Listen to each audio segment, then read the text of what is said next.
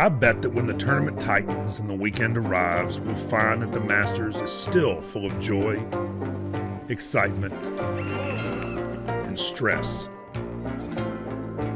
Even without crowds.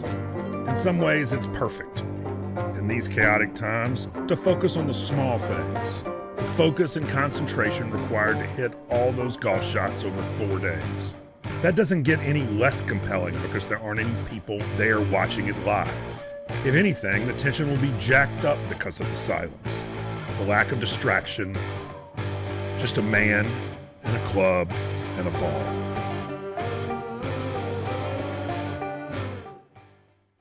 It is November, it is Friday the 13th, and there is absolutely nothing unlucky about where we are and what we are able to talk about today. Masters Live here on Twitter, ESPN, second round underway and is happening. The first round is complete. Day 2 of a November Masters in a way that we've never seen Augusta National before, but what an absolute pleasure it is to be here with you guys, leading you into live coverage coming up on ESPN at the top of the hour. But for right now, I'm America's caddy, Michael Collins, and I got the one and the only Bucci Main, a.k.a. John Buccigross. Normally the hockey guy hanging out talking golf, but you're a golf lover. Heck, this is my favorite sporting event of the year, the Masters. The Masters and playoff hockey are my two favorite television events because there's so few commercials, which I love. The action's compelling. Every shot matters. Every moment matters. And you know, the deeper we get into the tournament, Michael, you know, the tournament becomes sudden death. You can't afford a double bogey late. You can't afford this to happen. So I love the tension. Yeah, golf is my game. I love it. And the Masters, like I said, it's my favorite sporting event to watch on television, and to be with you here in your awesome basement is just the best. That's what it feels like. Hey, come down to the basement. This is awesome. We're going to talk Masters live on Twitter. Don't put the furnace on, Mom. You're on TV. Don't run down the stairs. It makes too much noise. Listen, round 1 couldn't be completed because of darkness, because of those storms that were in the area on Thursday. They didn't finish round 1, so they had to come back out and finish round 1. Round 2 has begun, and here's what it looks like right now.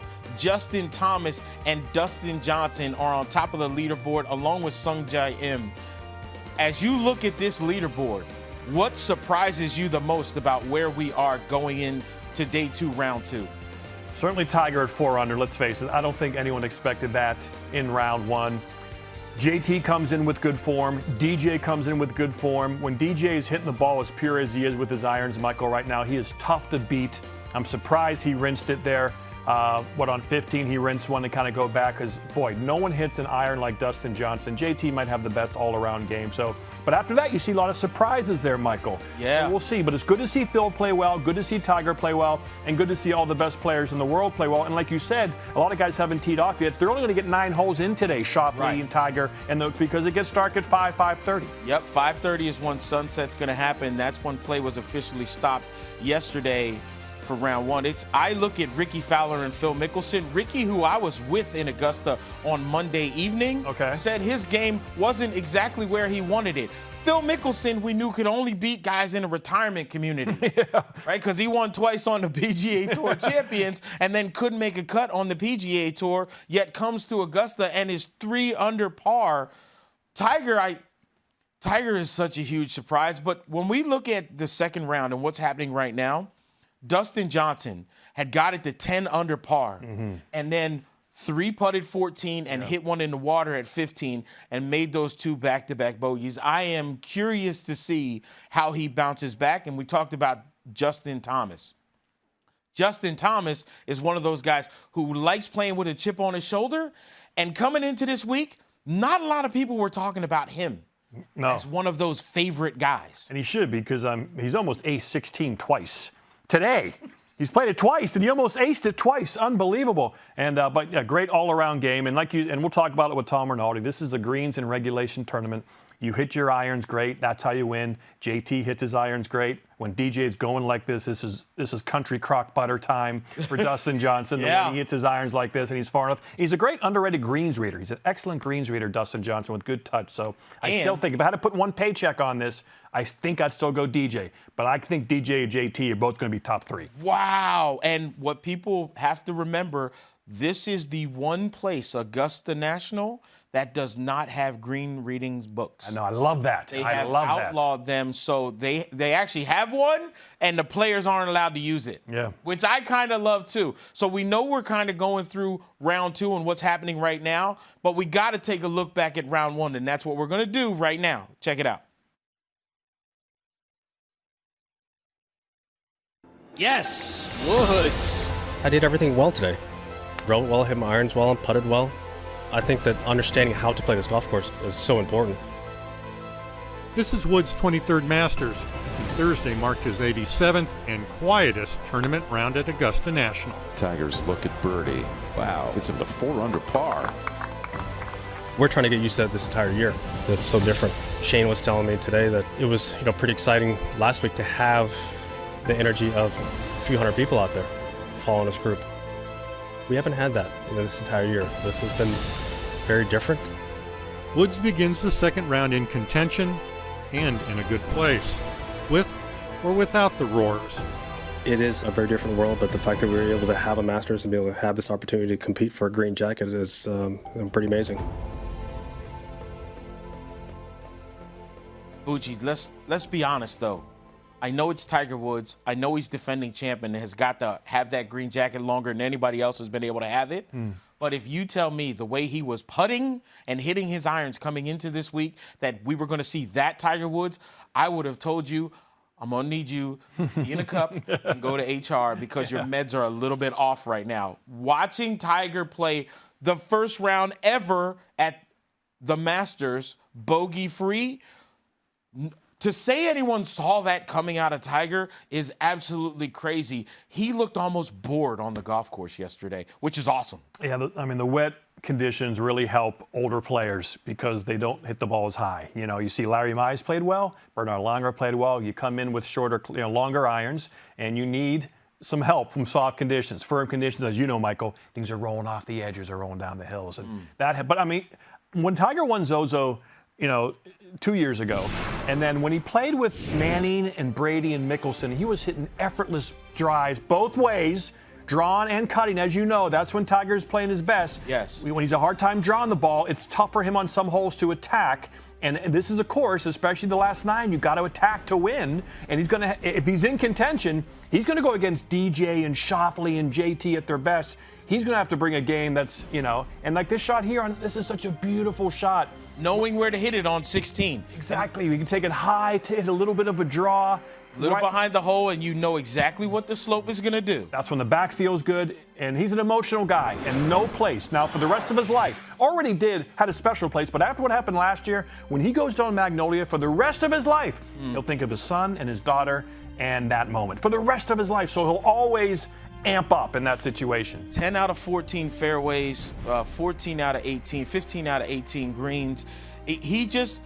He looked like a guy who wasn't fighting the golf course. Not one time. And you can't at Augusta. For Tiger, it looked like, you know what? If I miss it, I'm going to miss it over here. He would miss it in the right spots, got up and down when he needed to, and just looked really comfortable. The other thing about Tiger, when he finished his round and talked to Tom Rinaldi, I have never heard Tiger Woods say, my game right now, all of it, it's pretty solid. That was pretty neat. I feel real good about everything. Nothing about my game feels bad. That was really cool. When does Tiger ever say something like that, which is absolutely nuts? And also, what adrenaline also helps, Michael, as someone who's been fighting some back pain as I've advanced in my years, some back stiffness, adrenaline makes everything go away. It makes all your boo-boos go away. You feel great, you feel younger, you feel fast.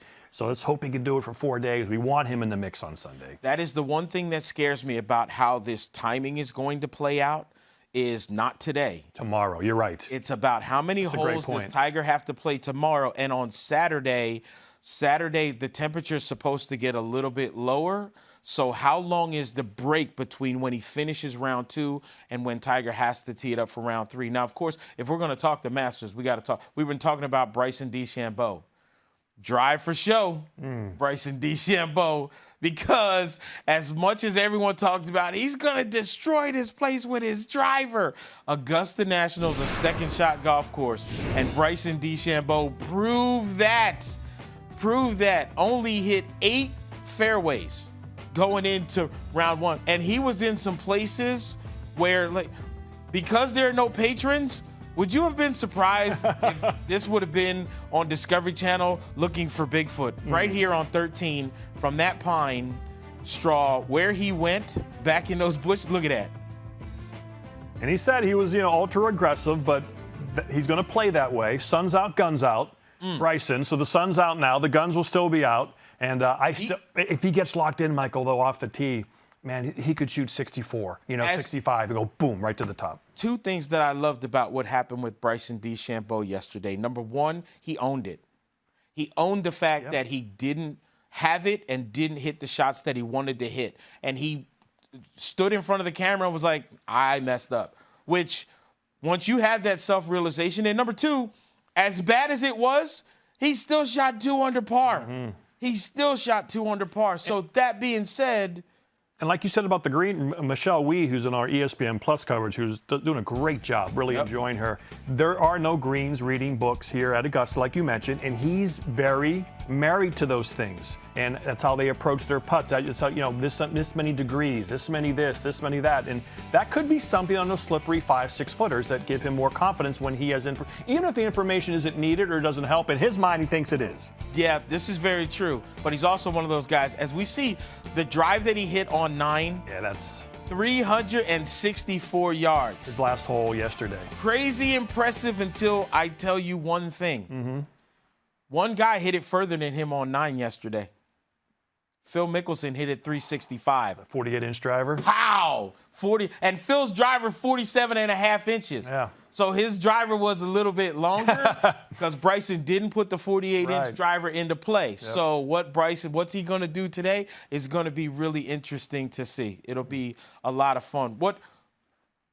When you see what Larry Mize and Bernhard Langer, I'm telling you this right now, Bernhard Langer's a cyborg.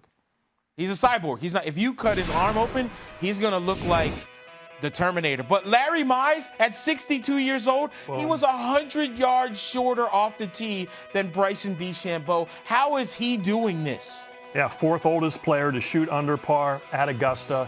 The former Masters champion chipped in against Greg Norman, of course, in the playoff. And again, course knowledge, softer greens, which helps him. He's hitting longer clubs from further back. But it's so inspiring to see a 63-year-old shoot that kind of score when you're Bernhard Langer, who's won twice.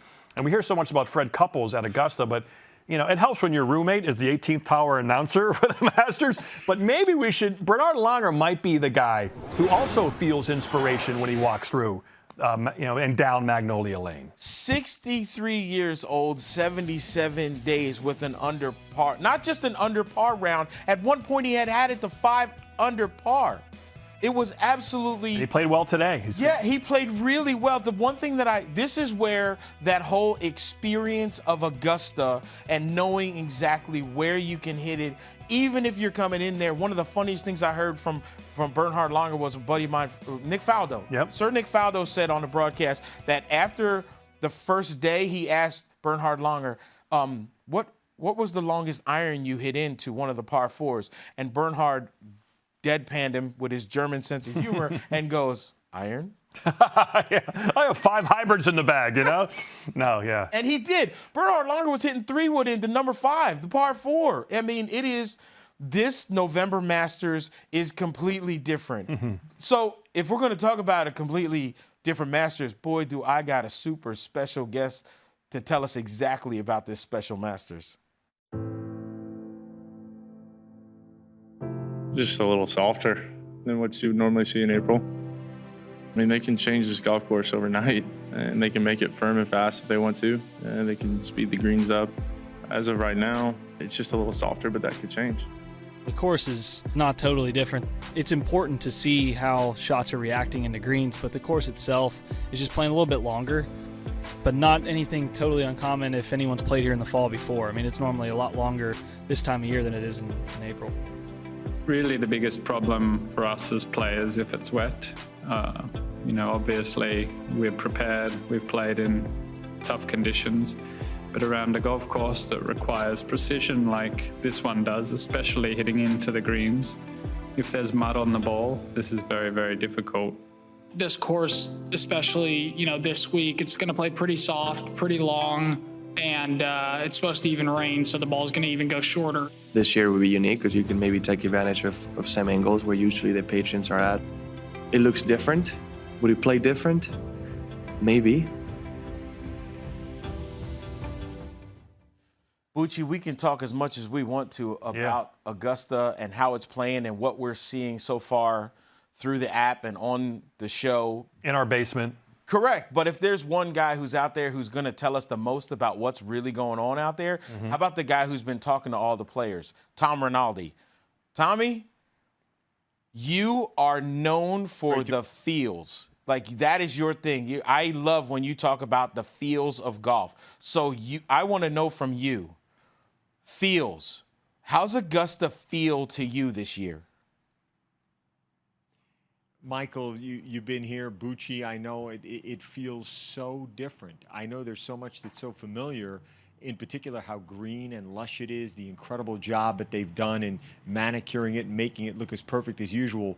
But without the patrons here, a lot of the soul of the place, without ropes, for example, without any of the typical grandstands that we would see here, it feels so different. I mean, when Rory and DJ and Koepka came off 9 yesterday, for example, they stopped and asked me, what time is it? What time is the sun setting? How much longer do you think we'll have to go down here to the 10th hole to finish? It's just got an incredibly intimate feel. It's an incredible privilege to be here with just several hundred people. Remarkable. Tom, of course, another big question about the tournament this year was, the agronomy, the weather. What will the grass be like? What will the flowers look like? What's the weather like in the South in November compared to April? And how that adjusts the players, how they play, how they approach shots, especially short game shots. We saw Longers struggle on a couple of those. What's been your hearing players talk about that? What have you been hearing? Well, the diagnosis heading in was expecting the wet weather, which of course we got Thursday. How would the Bermuda and the rye grasses ultimately marry, and how would that affect in particular, Bucci? You nailed it. The short chips and shots right around the green that are so essential to scoring. Remember, GIR leaders traditionally win this event. That's how important it is to find your way to the green and find some proximity to the hole. But if you're not within it, it's a different challenge this year, a bit different in terms of bump and runs, and we are seeing at times a bit more the wedge stick a little. And as a result, you're seeing some surprising shots at times from folks right around the greens. Tom, we're lucky enough that you and I get to talk to Tiger, and we get to see a little bit of a different Tiger when the camera's not on.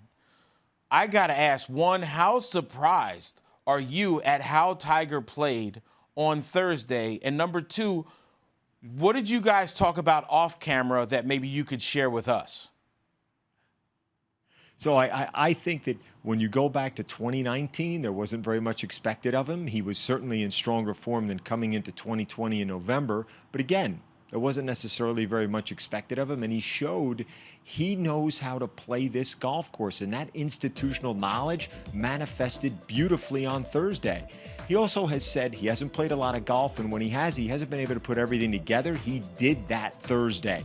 He could have been lower without question. I mean, just the fact that he made a birdie on 1, a hole which has been so traditionally nettlesome for him, is an indicator as to how well he played. Off camera, he came in, he did the interview with us first. He was sweating buckets. He could not stop sweating through the subsequent interviews. I offered him a bandana that I carried to kind of wipe his brow. Of course, he had all kinds of fun with that. He wanted to see if it could be fashioned into a pocket square. He was going to do the next interview holding it as a pocket square. Any small opportunity to give the needle, to give the mockery, he's going to, Michael, he's going to go there. Tom, you know, College Game Day, it might be the best show we do at ESPN. It might be one of the best shows of all time because there's no other shows like it. And there's going to be no other College Game Day like tomorrow morning at Augusta. Give us a little inside peek at the rundown. What can we expect? What it might look and feel like? How incredibly excited are we to have the College Game Day? I think you'll be blown away just by the set. It's on the corner of the par 3 course, Bucci, with Ike's Pond right behind it. Absolutely beautiful. Not that you can have any other kind of vista here. But the show will certainly talk college football. That's what we're here to do, to serve fans. But we will steadily show you a surprising number of connections between college football and golf, between Augusta National and college football, between the Masters and the cathedrals of other sport, including college footballs. We can barely contain ourselves. Honestly, we're so excited about the opportunity to have the show here, and we're grateful for the club. They were in almost from the first suggestion. It's wonderful. Tom, we were so in on having you in on this show. Thank you so much. And look, I won't ask you who the secret picker is, but do you know, yes or no? Do you know who the secret picker is? WIP, work in progress. And can I tell you and tip our hand a little bit, guys? Yes, please, please. Remember, some of it has been deeply complicated by the playing schedule and the delay. And the fact that rounds that perhaps were anticipated to have been concluded so it's a player. Won't be. The time. No one said. Listen, no you one interpret at your own risk. No one said it. Just right. I just putting that out there. But we'll ultimately see. We'll right now say work in progress. But I have one quick one for Bucci. If you guys have already covered this, I apologize.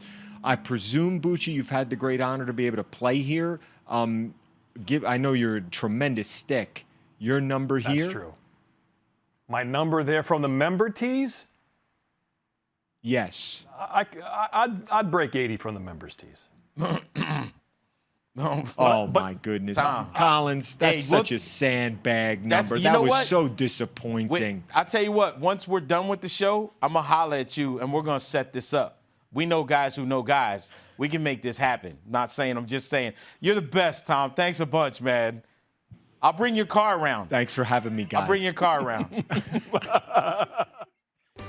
You guys are welcome. That was a Tom Rinaldi piece, and at the end, no one was crying. So there you go. You're welcome. We're all winners. You're welcome. Here's what the leaderboard looks like right now, and guess what?